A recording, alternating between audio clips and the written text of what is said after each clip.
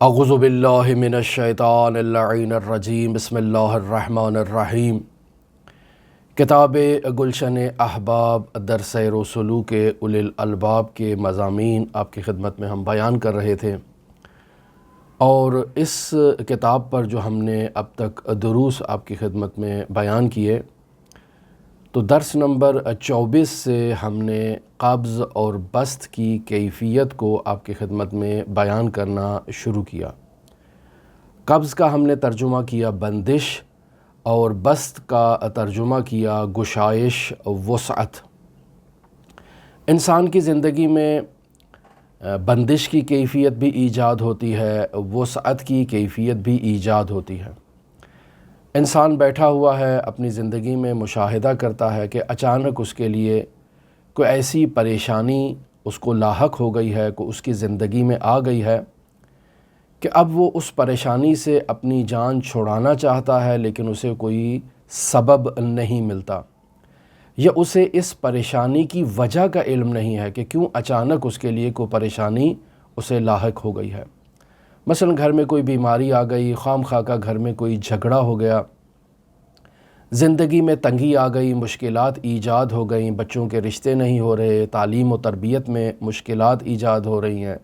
اچانک کوئی ناگہانی آفات انسان کی زندگی میں آ جاتی ہیں، اور انسان ان کے بارے میں حیران و پریشان ہو جاتا ہے کہ یہ پریشانی میرے لیے کہاں سے آئی ہے۔ اپنی زندگی میں کوشش کرتا ہے، دعائیں کرتا ہے، دعا نویسوں کے پاس جاتا ہے کہ اس کے لیے کوئی دعا کر دی جائے، کوئی دعا لکھ دی جائے، کوئی تعویذ دے دیا جائے تاکہ اس کی زندگی سے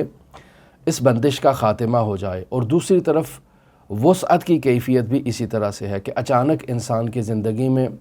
کوئی خوشخبری آ جاتی ہے، کوئی اچھی خبر اسے مل جاتی ہے، اس کی زندگی میں آسانیاں پیدا ہونا شروع ہو جاتی ہیں جو پہلے اس کی زندگی میں آسانیاں نہیں تھیں۔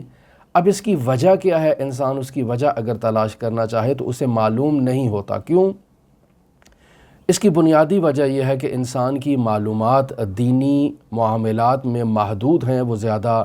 معلومات نہیں رکھتا ہے، لہٰذا اسے معلوم نہیں ہوتا کہ اس کی وجہ کیا ہو سکتی ہے۔ لہٰذا عرفانیات میں وہ افراد جو اللہ کی طرف سفر کرنا چاہتے ہیں،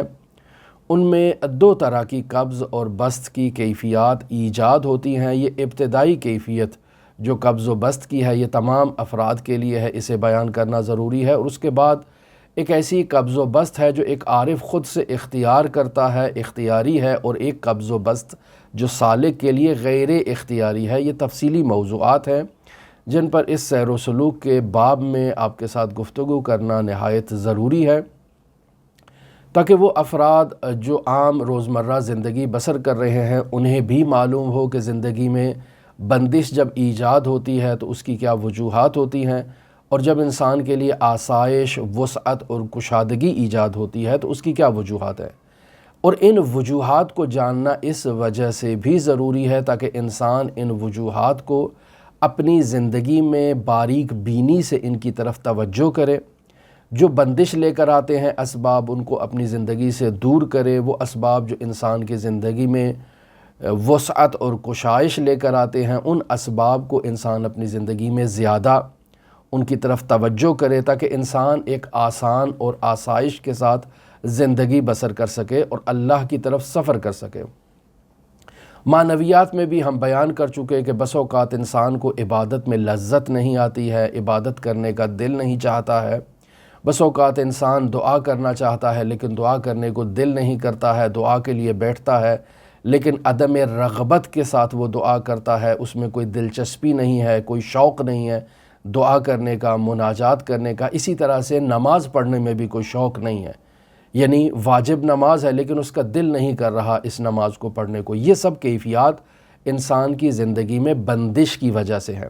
اور دوسری طرف انسان ایک وقت ایسا اس پر طاری ہوتا ہے کہ اسے دعا کرنے کا دل کرتا ہے، اسے نماز پڑھنے کو دل کرتا ہے، اس کا مناجات کرنے کو دل کرتا ہے،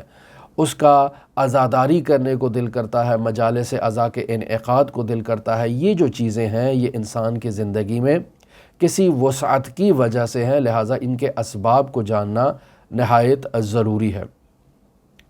بیان ہوا آپ کی خدمت میں، اور آج پھر بیان کرتے چلیں کہ کچھ افراد آئے مرحوم آیت اللہ سید محمد حسین حسینی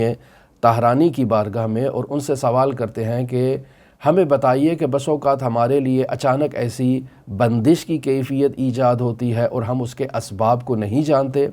اور اسی طرح سے بس اوقات ہمارے لیے وسعت کی کیفیت ایجاد ہوتی ہے اور ہم اس کے اسباب کو نہیں جانتے،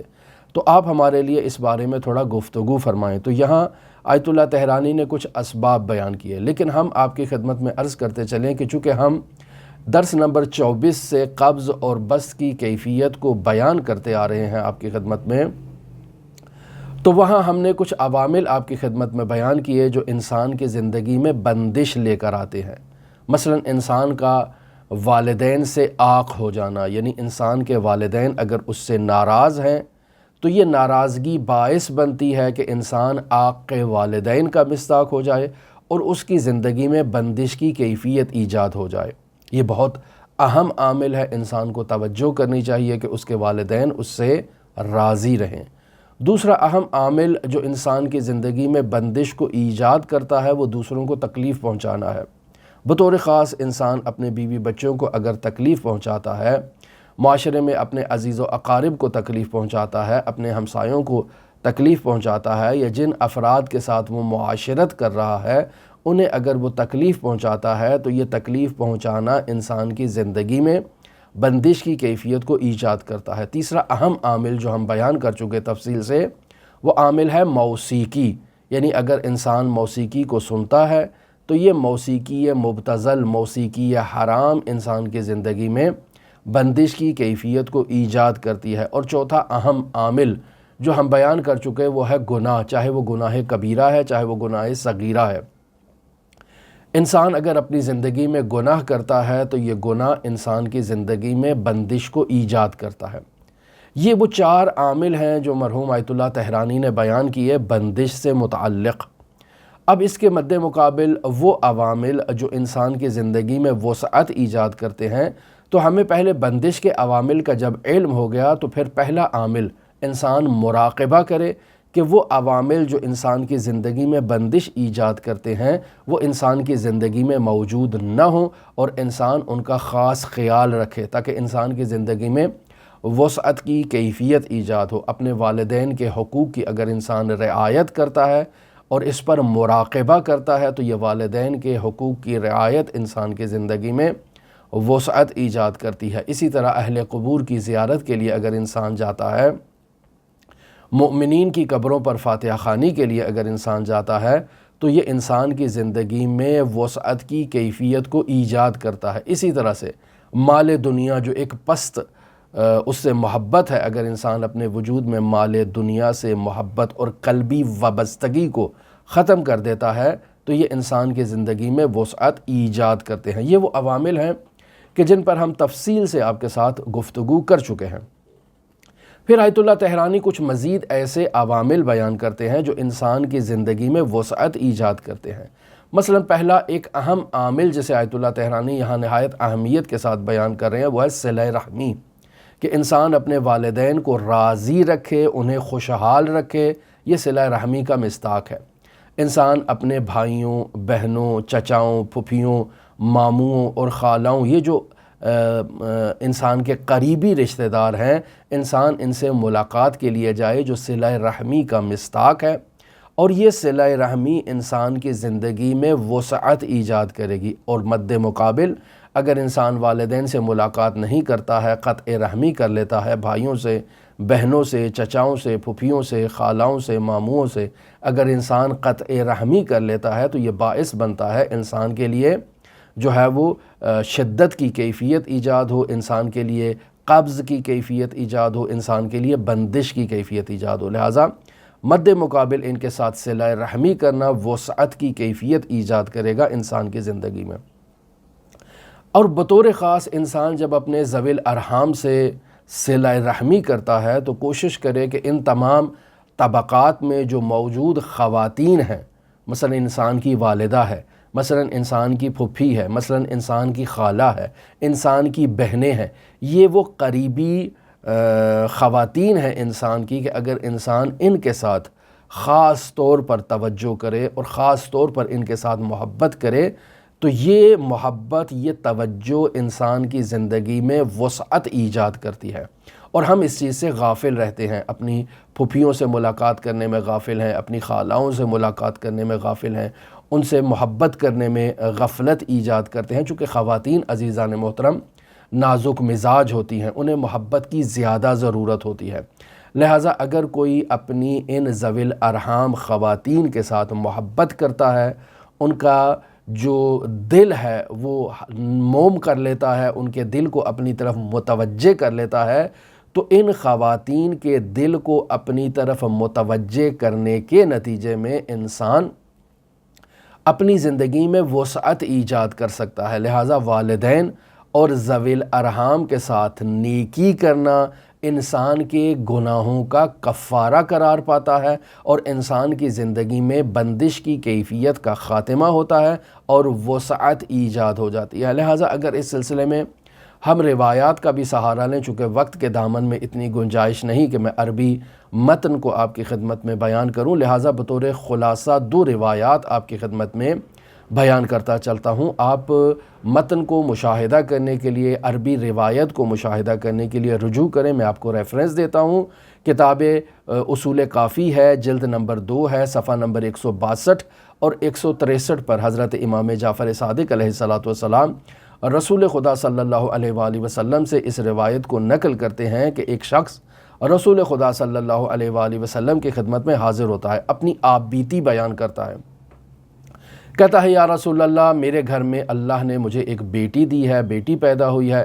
اور یہ بیٹی جب پیدا ہوئی ہے تو میں نے اسے پرورش کی ہے، اسے پال پوس کر بڑا کیا ہے، اسے جوان کیا ہے، اور جب یہ بیٹی بالغ ہو گئی تو میں نے اسے جو ہے وہ اچھا خوبصورت لباس پہنایا، اس کی آرائش کی، اسے میک اپ کیا، اسے تیار کیا، اور لے جا کر ایک کنویں کے سامنے اسے کھڑا کیا، اور پھر اسے دھکا دے دیا اور یہ کنویں میں گر گئی۔ اس بیٹی کے آخری الفاظ جو میں نے سنے وہ یہ تھے، بابا بابا بابا،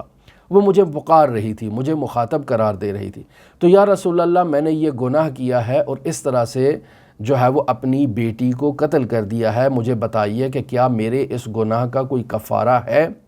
رسول خدا صلی اللہ علیہ وآلہ وسلم نے اس شخص سے کہا کہ کیا تمہاری ماں اور دادی میں سے کوئی زندہ ہے؟ تو اس نے کہا نہیں، میری ماں اور دادی تو زندہ نہیں ہے۔ رسول خدا صلی اللہ علیہ وآلہ وسلم نے پوچھا کہ کیا تمہاری خالہ زندہ ہے؟ تو کہا ہاں، میری خالہ زندہ ہے۔ تو فرمایا جاؤ، جا کر اپنی خالہ کے ساتھ نیکی کرو، چونکہ وہ تمہاری ماں کا درجہ رکھتی ہے، اور اس خالہ کے ساتھ نیکی کرنا تمہارے گناہ کا کفارہ ہے اور تمہارے گناہ معاف ہو جائیں گے۔ اب یہ روایت جب مکمل ہوئی تو راوی نے حضرت امام جعفر صادق علیہ السلام سے سوال کیا کہ یا ابن رسول اللہ، بتائیے کہ یہ کس دور کا واقعہ ہے؟ تو امام جعفر صادق علیہ السلام فرماتے ہیں کہ یہ دور جاہلیت کے زمانے کا واقعہ ہے، چونکہ اس دور میں لوگ اس خوف سے کہ ان کی بیٹیاں جوان ہونے کے بعد جنگ میں اسیر ہو جائیں گی اور مقابل قبیلے میں جا کر وہ شادی کر لیں گی اور بچے پیدا کریں گے اور اس قبیلے کی نسل میں اضافہ ہوگا، اس خوف سے اپنی بیٹیوں کو قتل کر دیا کرتے تھے۔ لہٰذا یہ واقعہ دور جاہلیت کا واقعہ ہے۔ دوسری روایت آپ کی خدمت میں بیان کرتا ہوں، جسے مرحوم مجلسی رحمۃ اللہ علیہ نے بہار الانوار کی جلد نمبر 71 اور صفحہ نمبر 82 پر حضرت امام سجاد علیہ السلام سے نقل کیا ہے۔ امام زین العابدین علیہ السلام ارشاد فرماتے ہیں کہ ایک شخص رسول خدا صلی اللہ علیہ وآلہ وسلم کی خدمت میں حاضر ہوا اور آ کر کہتا ہے کہ یا رسول اللہ، کوئی ایسی برائی نہیں ہے جسے میں نے آج تک اپنی زندگی میں انجام نہ دیا ہو، ہر برا کام، ہر گناہ میں نے انجام دیا ہے، تو کیا میرے لیے بھی توبہ موجود ہے؟ کیا میں بھی توبہ کر سکتا ہوں؟ تو رسول خدا فرماتے ہیں کہ کیا تمہارے ماں باپ میں سے کوئی زندہ ہے؟ تو کہتا ہے یا رسول اللہ، میری ماں تو زندہ نہیں ہے لیکن میرا باپ زندہ ہے۔ تو رسول خدا فرماتے ہیں کہ جاؤ اپنے باپ کے ساتھ نیکی کرو، اور یہ نیکی تمہارے گناہوں کا کفارہ ہے۔ جب یہ شخص اٹھ کر چلا جاتا ہے تو رسول خدا صلی اللہ علیہ وآلہ وسلم فرماتے ہیں کہ کاش اس شخص کی ماں زندہ ہوتی۔ پس معلوم ہوا کہ یہ خواتین یعنی ماں، خالہ، دادی، یہ وہ قریبی رشتے ہیں کہ جن کے ساتھ نیکی کرنا انہی رشتوں میں مردوں کی نسبت نیکی کرنے سے زیادہ اہمیت کا حامل ہے، اور اگر انسان ان رشتوں میں نیکی کرتا ہے تو یہ انسان کی گناہوں کا کفارہ قرار پاتی ہے اور انسان کی زندگی میں وسعت کی کیفیت کو ایجاد کرتی ہے۔ لہٰذا یہ نہایت ہی اہم موضوع ہے سیر و سلوک میں، اسے جاننا ہمارے لیے نہایت ہی ضروری ہے۔ پس یہ پہلا عامل جو انسان کی زندگی میں وسعت کو ایجاد کرے گا وہ ہے صلہ رحمی کرنا، اور ہم نے بیان کیا کہ یہ اسباب جو انسان کی زندگی میں وسعت ایجاد کرتے ہیں، جنہیں ہم پہلے بھی آپ کی خدمت میں بیان کر چکے، ان اسباب کو دوبارہ تفصیل کے ساتھ روایات کی روشنی میں آپ کی خدمت میں بیان کریں گے تاکہ معلوم ہو جائے کہ انسان اپنی زندگی میں وسعت ایجاد کرنے کے لیے کن اسباب کی طرف توجہ کرے۔ ہماری دعا ہے کہ خداوند متعال ہماری زندگی سے بندش کا خاتمہ فرمائے اور وسعت کی کیفیت کو ایجاد کرے۔ اللہم صلی علی محمد و آل محمد وعجل فرج قائم آل محمد۔